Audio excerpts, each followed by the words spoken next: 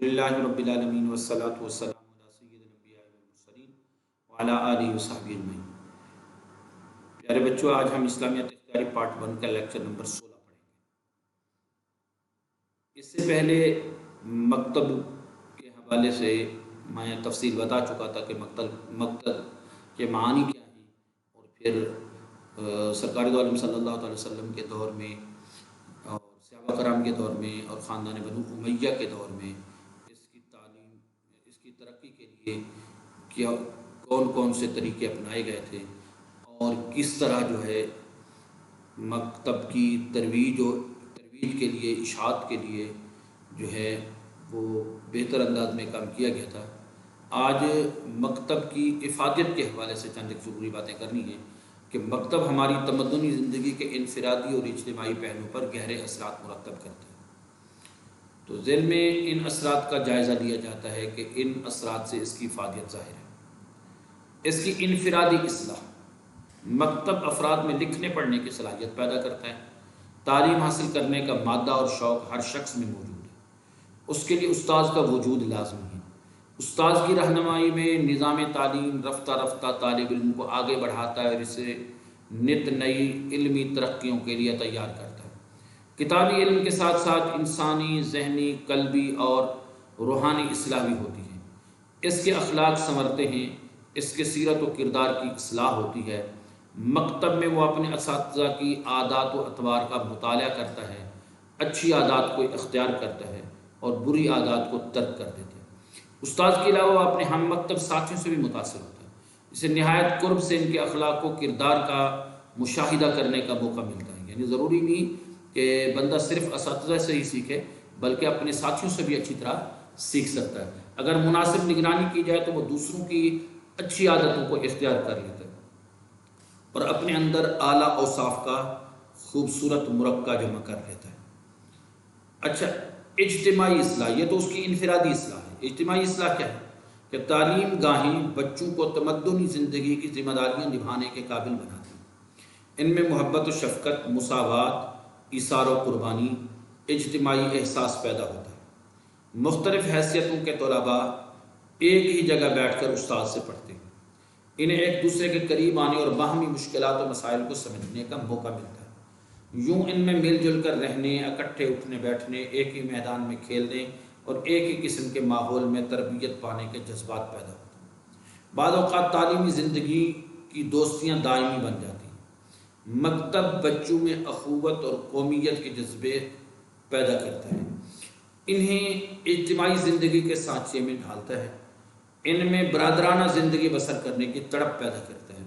یعنی ہر اعتبار سے انفرادی ہوں یا اجتماعی، ایک طالب علم کے لیے جو ہے اصلاح کا باعث بنتا ہے مکتب۔ اس میں کیا کچھ حاصل ہوتا ہے اس سے؟ یعنی انفرادی یا اجتماعی اعتبار سے جو کچھ وہ حاصل کر لیتا ہے، تو پھر علوم سے کون کون سے مثلا میسر آتے ہیں۔ مثلا ہر مسلم ملک میں قرآن مجید، سنت رسول صلی اللہ تعالی وسلم، تاریخ اسلام اور فقہ کو تعلیم کا جزو بنایا جاتا ہے۔ ایسی تعلیم پا کر ہر شہری ضروری دینی تعلیم سے آراستہ ہو کر اپنی انفرادی و اجتماعی اصلاح کر سکتا ہے۔ پاکستان میں اس ضرورت کو شدت سے محسوس کیا گیا ہے اور اس سلسلے میں مفید اصلاحات نافذ کی جا رہی ہیں۔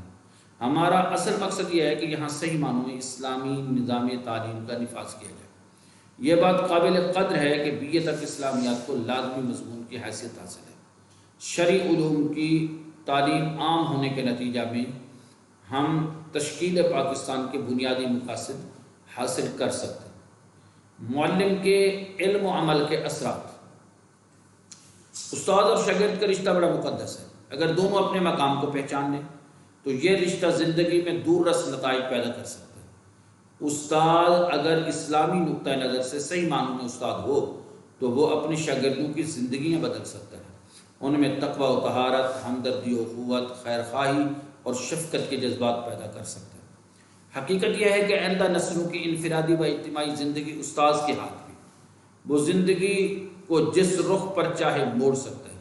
اس کی تاثیر دیر پا ہے، اس کی ذمہ داری والدین سے بھی زیادہ نازک اور اہم ہے، کیونکہ والدین صرف جسمانی پرورش کرتے ہیں اور استاد روحانی پرورش کا اعلیٰ ترین فریضہ سر انجام دیتا ہے۔ اس سلسلے میں ہمارے سامنے امت کے سب سے پہلے اور سب سے عظیم معلم رسول اللہ صلی اللہ علیہ وسلم کی روشن مثال موجود ہے۔ کس طرح آپ نے ایک وحشی، اجڑ اور جاہل قوم کو متمدن و مہذب اور ساری دنیا کا امام بنا دیا۔ تو اس لیے حضور علیہ السلام اپنے بارے میں خود ارشاد فرماتے ہیں، انما بعثت معلما، بے شک مجھے معلم ہی بنا کر بھیجا گیا ہے۔ صحت مند ماحول، مکتب تعلیم و تربیت کے ذریعے صحت مند ماحول پیدا کرتا ہے۔ تعلیم کے لیے جو مال درس گاہ میں میسر آتا ہے وہ اس سے باہر نہیں مل سکتا، ٹھیک ہے، کیونکہ درس گاہ کا مقصد وجود ہی تعلیم ہے۔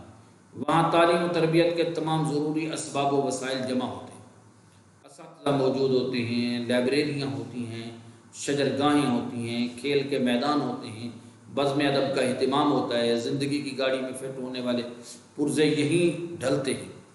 زنانہ سکولوں اور کالجوں میں خانہ داری اور بچوں کی پرورش کی جو تعلیم و تربیت وہاں پہنچائی جاتی ہے وہ کسی گھر میں یا کسی ادارے میں حاصل ہونی ناممکن ہوتی ہے۔ خاص پیشوں کے لیے خاص درس گاہیں بھی ہیں جہاں انہیں خاص پیشوں کے نقطہ نظر سے تعلیم دی جاتی ہے، مثلا زراعت، صنعت و حرفت، قانون، ڈاکٹری اور اس کی مختلف شاخیں وغیرہ۔ تو ایک اکبر الہ آبادی کہتے ہیں کہ کورس تو لفظ ہی سکھاتے ہیں، آدمی بناتے ہیں۔ جستجو ہم کو آدمی کی ہے، وہ کتاب عبث منگاتے ہیں۔ یعنی مقصد یہ ہے کہ کورس انسان کو ظاہر ہے لفظ ہی سکھاتے ہیں، اسے پڑھنا لکھنا آ جاتا ہے، لیکن ایک استاذ جو ہے اس کی برکت سے ایک اجڑ جاہل یعنی معاشرتی احوال سے بے خبر شخص جو ہے وہ آدمی بنتا ہے، ٹھیک ہے۔ اور وہ یہ کہتے ہیں کہ ہمیں آدمی کی جستجو ہے، ٹھیک ہے، نہ کہ پڑھے لکھے کی۔ اور وہ کتابیں عبث منگواتے ہیں، بیکار کتابیں منگواتے ہیں۔ مراد یہ ہے کہ ان کتابوں سے اکیلا فائدہ نہیں ہوتا جب تک ان کتابوں کے آئینے میں انسان کو رسول اللہ صلی اللہ علیہ وسلم کی زندگی میں ڈھال دینے کا فریضہ جو معلم ادا کر سکتا ہے، ایسا کوئی بھی نہیں۔